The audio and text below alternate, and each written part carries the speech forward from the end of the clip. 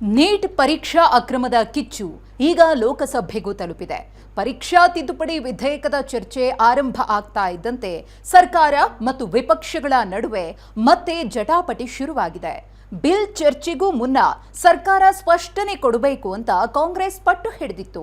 ಬಳಿಕ ಲೋಕಸಭೆಯಲ್ಲಿ ಕೇಂದ್ರ ಸರ್ಕಾರ ಮಂಡಿಸಲು ಮುಂದಾಗಿರೋ ಬಿಲ್ ಬಗ್ಗೆ ಸುದೀರ್ಘ ಚರ್ಚೆ ನಡೆಯಿತು.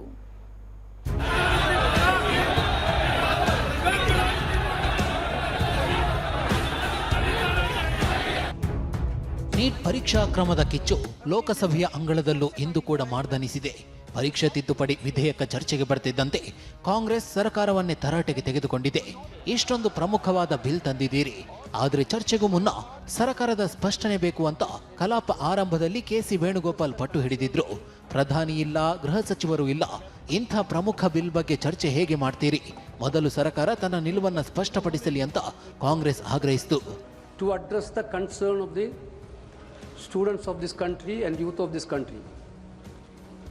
Such an important bill, Honorable Prime Minister is not there, Home Minister is not there. ಇದಕ್ಕೆ ಕೇಂದ್ರ ಸಚಿವ ಕಿರಣ್ ರಿಜಿಜು ತಿರುಗೇಟು ನೀಡಿದ್ದಾರೆ. ನಿನ್ನೆ ನಡೆದ ಸಭೆಯಲ್ಲಿ 8 ಗಂಟೆ ಚರ್ಚೆಗೆ ವಿಪಕ್ಷಗಳೇ ಒಪ್ಪಿಕೊಂಡಿದ್ರು.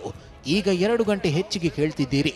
10 ಗಂಟೆ ಚರ್ಚೆಗೂ ಸರ್ಕಾರ ಸಿದ್ಧ ಅಂತ ರಿಜಿಜು ಘೋಷಿಸಿದ್ರು. इसलिए मैंने क्रमवार बोला, पहले आपने 6 घंटे बोला, फिर बाद में 8 घंटे बोला. 8 घंटे के बाद भी और भी समय चाहिए तो हम 10 घंटे के लिए तैयार हैं. ठीक है, ओके. साफ ಇನ್ನು ಕಾಂಗ್ರೆಸ್ ಸಂಸದ ಗೌರವ್ ಗೊಗೊಯ್ ಸರ್ಕಾರ ತಂದ ತಿದ್ದುಪಡಿ ಬಿಲ್ ನಿಮ್ಮ ವಿಫಲತೆಯ ಸ್ಮಾರಕ ಅಂತ ಗುಡುಗಿದ್ರು.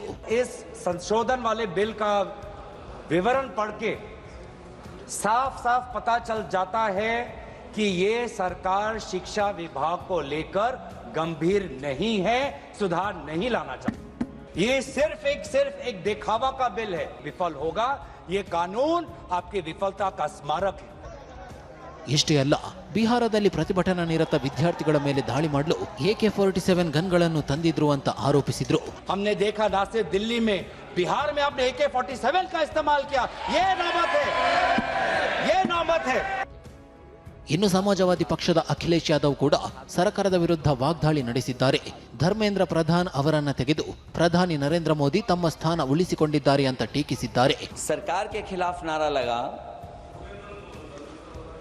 कि सरकार को ये अहंकार था कि सरकार झुकती नहीं है, लेकिन उन्हीं नई पीढ़ी के लोगों ने ये वो नारा दिया कि झुकाने वाला चाहिए, सरकार भी झुकती है. और सरकारों को झुकाना भी नौजवानों को आता है. कितने बड़े संकट से बचाया उन्होंने. एक प्रधान जी को हटा करके प्रधानमंत्री बचा लिया आपने.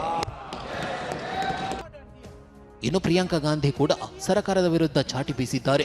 आप जेन जी का भरोसा वापस जीतना चाहते हैं तो नए नए एंगल से अपने फोन से नए नए वीडियो बनाने से नहीं होगा.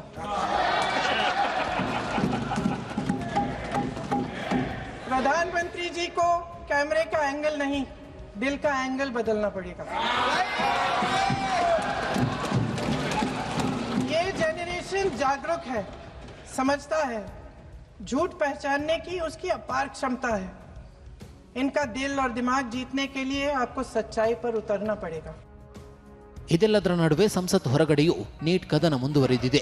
ಧರ್ಮೇಂದ್ರ ಪ್ರಧಾನ್ ರಾಜೀನಾಮೆ ಕೊಟ್ಟ ಬಳಿಕ ಮತ್ತೆ ಸಂಸತ್ಗೆ ಬಂದಾಗ ಅವರಿಗೆ ಸಿಕ್ಕ ಸ್ವಾಗತಕ್ಕೆ ಪ್ರಿಯಾಂಕಾ ಗಾಂಧಿ ಗರಂ ಆಗಿದ್ದಾರೆ.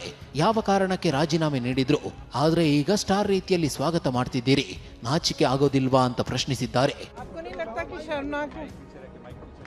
किन परिस्थितियों ने इन्होंने इस्तीफा दिया और फिर उनका यहाँ पे स्वागत हो रहा है जैसे कोई सुपरस्टार का आगमन हो रहा है. इस सरकार में कोई विश्वास नहीं कर सकता.